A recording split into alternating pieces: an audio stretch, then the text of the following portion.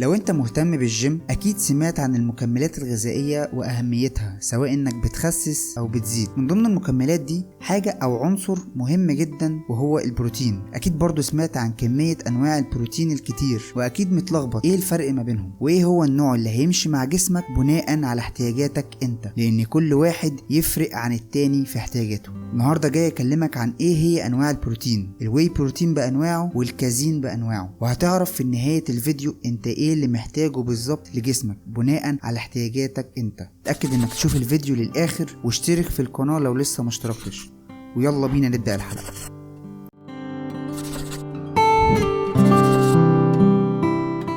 احنا دايما بنستخدم بروتين اللبن، رغم ان في حاجة اسمها بروتين البيض او الايج بروتين، وفي حاجة تانية اسمها بروتين اللحم اللي هو البيف بروتين. طب ليه بروتين اللبن؟ عشان هو خفيف وسهل الامتصاص جدا في الجسم. في الاول كده عايزين نعرف هو البروتين ده اتعمل ازاي. خلينا نرجع ورا شوية كده ونشوف. البقرة او الجاموسة اول حاجة بتتحلب، بعد كده بياخدوا اللبن وبيفصلوه عشان يكون لبن صافي وجبنة. اللبن الصافي ده اللي هو الواي بروتين، والجبنة دي اللي هي الكازين. طب ايه الفرق بين الواي بروتين والكازين؟ بيفرقوا عن بعض في حاجتين. اول حاجه بيفرق بين الواي والكازين سرعه الامتصاص. الواي سريع جدا في الامتصاص، انت مجرد بتاخد سكوب البروتين بتاعك، الامينو اسيدز اللي موجوده في البروتين بتدخل في الدم على طول وبتشتغل في جسمك لفتره صغيره، ممكن تكون من 3 ل 4 ساعات. فعشان كده البروتين ده كويس جدا لو انت لسه مخلص تمرين مثلا. بس مشكلته ان بعد ال 3 4 ساعات دول نسبته في جسمك بتقل جدا، على عكس الكازين. فالكازين بطيء الامتصاص نسبيا، يعني بيقعد فترة كبيرة عقبال ما يوصل للدم، فبالتالي بيوصل للعضلة بسرعة بطيئة جدا. عشان كده هيكون حلو قوي مثلا لو جيت اخدت السكوب بتاعك قبل النوم عشان تقدر تغذي العضلة وانت نايم في سريرك. وكمان لعيبة كمال الاجسام او الجيم عموما بيستخدموا الكازين في رمضان عشان ساعات الصيام اللي مش بيقدروا ياكلوا فيها، فبيشربوا سكوب بروتين كازين على السحور عشان يغذي العضلة طوال ساعات الصيام بتاعهم طول اليوم. معلومة برضو كده على الماشي ان العضلة بتتغذى وتكبر او بيكون عندها قابلية التغذية بالنسبة لها بتكون عالية بعد التمرين ب 72 ساعة، بعد كده بتقل نسبيا. يعني البروتين والغذاء بتاعها بتستقبله وتاخد الفايدة منه كاملة بعد ما تخلص تمرين ب 72 ساعة. تاني فرق بين الواي والكازين وهو الليوسين. الواي بروتين فيه حمض اميني اسمه الليوسين، ده حمض اميني مهم جدا، بيكون عالي في الواي بروتين عن الكازين. طب هستفاد منه ايه؟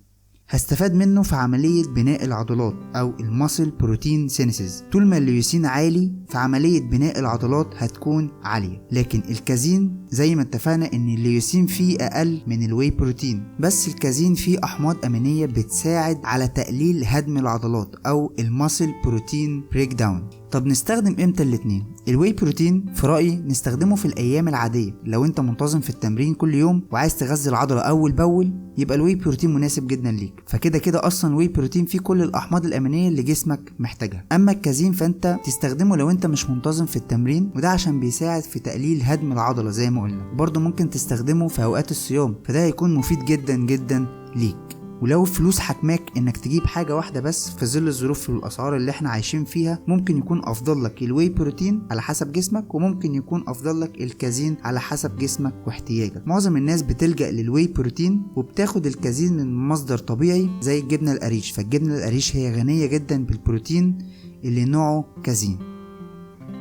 نمسك بقى الواي بروتين ونشوف ايه هي انواعه وايه الفرق ما بينهم. انواع الواي بروتين هم 3 انواع: كونسنتريت وايزوليت وهيدرولايز. ايه الفرق ما بينهم؟ هنمسك اول حاجه الواي كونسنتريت مع الواي ايزوليت، الاثنين مع بعض، والهيدرولايز هنسيبه دلوقتي على جنب. هم كلهم بروتين بس في اختلاف في التصنيع، فالاثنين فيهم نفس الاحماض الامينيه ونفس الامتصاص. طب ايه الفرق بين الاثنين؟ الكونسنتريت بيكون تقريبا فيه 80% من البروتين، وال20% الباقيين بيبقوا مكسبات طعم ودهون ولاكتوز. واللاكتوز ده سكر اللبن. في ناس كتير جدا عندها حساسية من اللاكتوز، الناس بيبقى عندها حساسية من اللبن عشان اللاكتوز اللي فيه، عشان كده ده بيدي افضلية للايزوليت اكتر. فالايزوليت بيكون 90% تقريبا بروتين و10% بس اللي بيكون فيهم دهون. فطبعا الايزوليت احسن من الكونسنتريت، عشان كده تلاقيه اغلى منه شوية.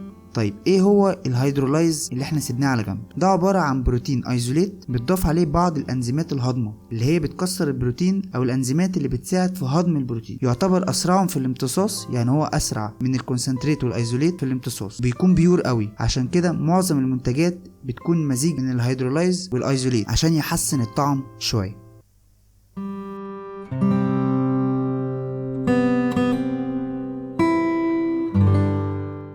الخلاصة، عندنا نوعين من البروتين، واي بروتين وكازين. الاتنين بيغذوا العضلة بس كل واحد بطريقته. فالواي بروتين بيعلي العضلة ويكبرها، الكازين بيقلل من هدم العضلة. وممكن نكفر الكازين من مصدر طبيعي وهو الجبن القريش لو الفلوس مقصرة معانا، فالجبن القريش مصدر غني جدا بالبروتين الكازين. الواي بروتين 3 انواع، كونسنتريت، ايزوليت، وهيدرولايز. الكونسنتريت لو انت ما عندكش حساسيه من اللاكتوز فهيكون اختيار موفق ليك جدا. الايزوليت لو انت عندك حساسيه من اللاكتوز او عايز بروتين اعلى شويه هيكون الايزوليت اختيار كويس ليك، بس الفلوس بتاعته هتكون اكتر شويه من الكونسنتريت. لو انت عندك مشاكل في بطنك وعايز حاجه بيور جدا فالهيدرولايز هيبقى اختيار كويس جدا ليك. وخلي بالك ان معظم البروتين الهيدرولايز بيكون معاه ايزوليت بس بنسب معينه، ودي طبعا حاجه كويسه جدا ان يكون مع الهيدرولايز ايزوليت، يبقى انت واخد بروتين عالي وفي نفس الوقت بيور سريع الامتصاص. بس بتفرق من شركه لشركه على حسب النسبه بين الايزوليت